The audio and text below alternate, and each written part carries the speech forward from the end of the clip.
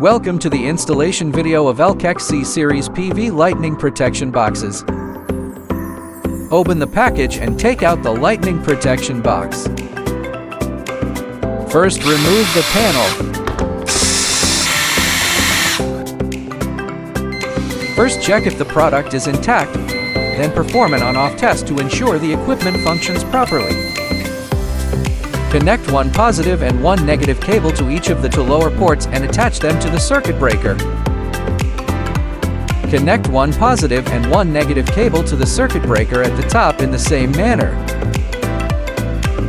Connect the grounding cable to the black holes on the right.